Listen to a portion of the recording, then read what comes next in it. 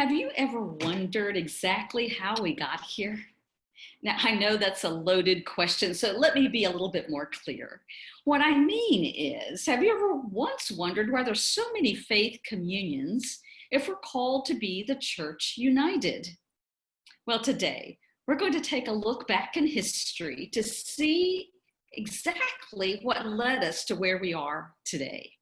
Throughout history, people have continually strived to answer questions about who God is and how we can most faithfully be the people of God.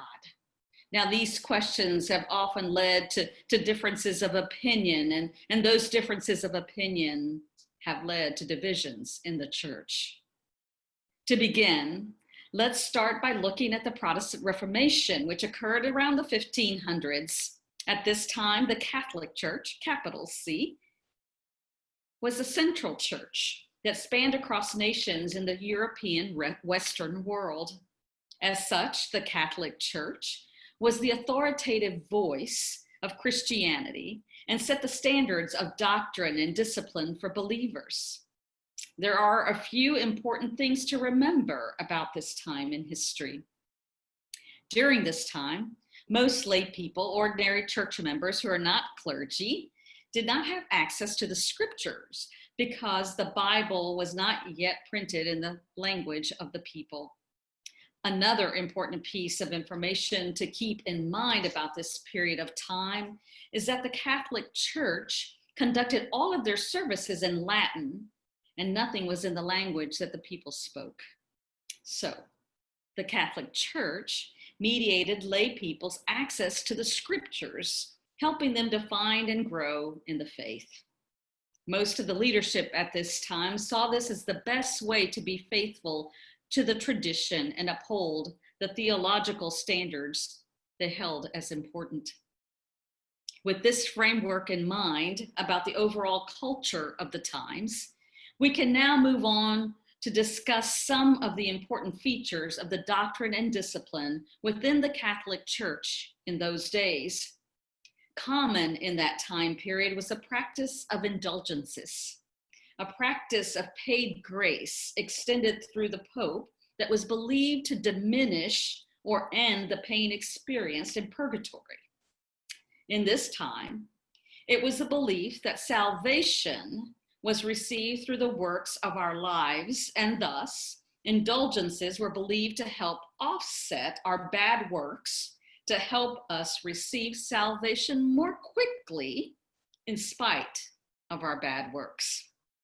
Within the theological framework that our works equal our righteousness before God and our ability to enter into salvation, the indulgences make sense. If our works are not righteous, we must have some way of paying for our actions. But what did this money go to? What did this money do? The money the church gained from this practice was known for, in part, helping fund the renovation of St. Peter's Cathedral in Rome. Now, during this time, the people began to question some of these practices, and their questions were about practical issues such as, what must I do to be saved? Where there is a disagreement, do I follow the Bible or the church? How can I be a good Christian and a good citizen or merchant or soldier or husband or wife? As these questions stirred, people began to see things happening around them with different eyes and viewpoints from what the institutionalized church had always taught them to notice. One of the most prominent people in this time period was Martin Luther, who began to question, what must I really do to be saved? As he read and studied scripture, he came to the revelation that we are saved or justified by faith alone and not our works. With this new understanding of salvation, he started to question many things in the church, most notably the practice of indulgences. His thought process could quite possibly have gone like this. If our works did not actually save us, then the use of the church to have us buy our salvation is corrupt.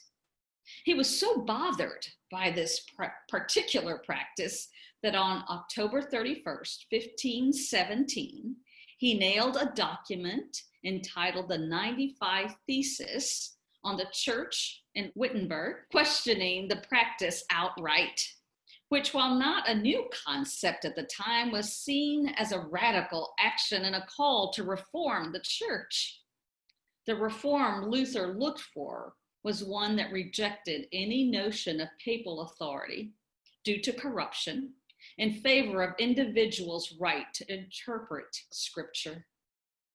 Luther, in turn, set out to translate the Bible into the language of the people, German, as well as translating liturgies and hymns into the common language from their original Latin.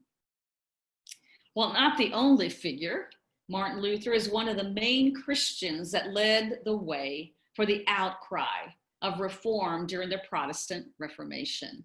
This time of change led to three new strands within the Western European Church: Lutheran, Calvinist, and Anabaptist. All three of these strands had various complaints against the practices and doctrines of the church. This reform movement also spread through the Church of England. All these reform movements then continued to break off and evolve as they took their various experiences to new places and new continents, creating the numerous faith communities we know today. Although the Protestant Reformation is a movement for change in church history about which we may know the most, it definitely is not the first period of division.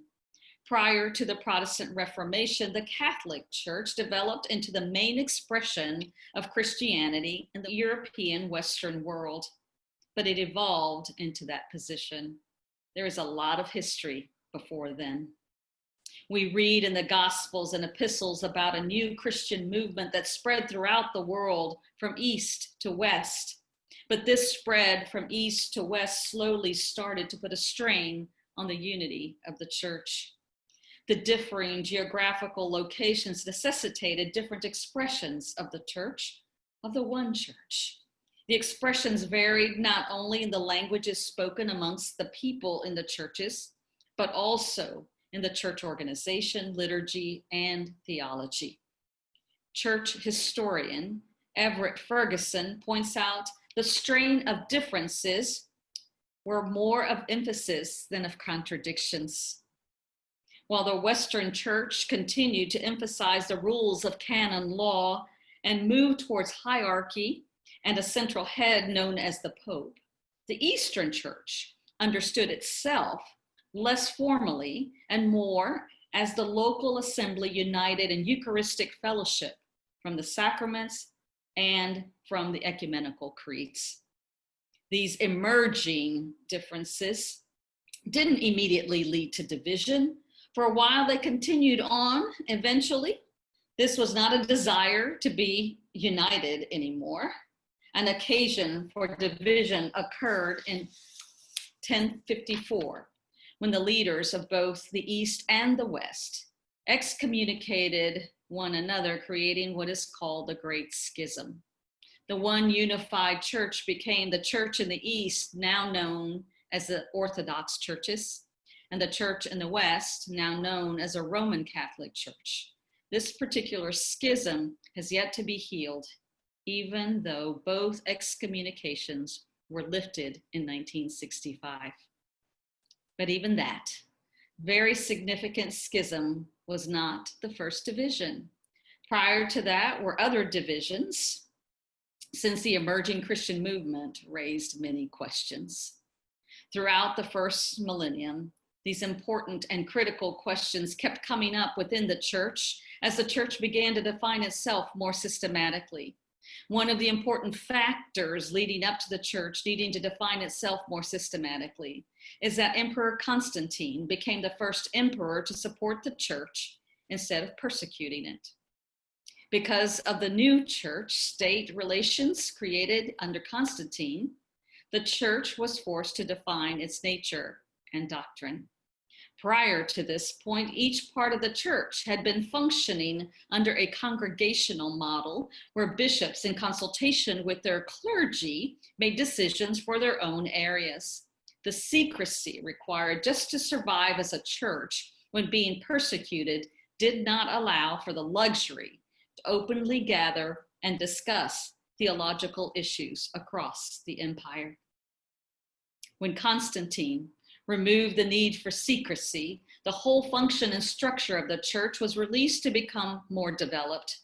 There was freedom to discuss things more broadly, and there was pressure from Constantine to have unity.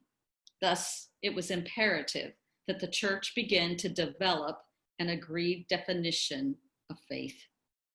The work of developing a universally accepted definition of faith began when Constantine invited bishops in the church to come to Nicaea in May of 325 to settle a controversy that had developed. This gathering became to be known as the First Ecumenical Council. And this particular use of the word ecumenical simply means universal. The bishops met together and made decisions about the doctrine of the church and began the canon law of the church. Out of this gathering also came a creed.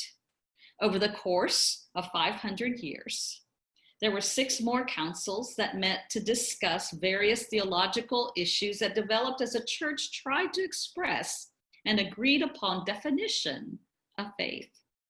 At one of the councils, another agreed creed was approved that is still used today, known as a Nicene Creed.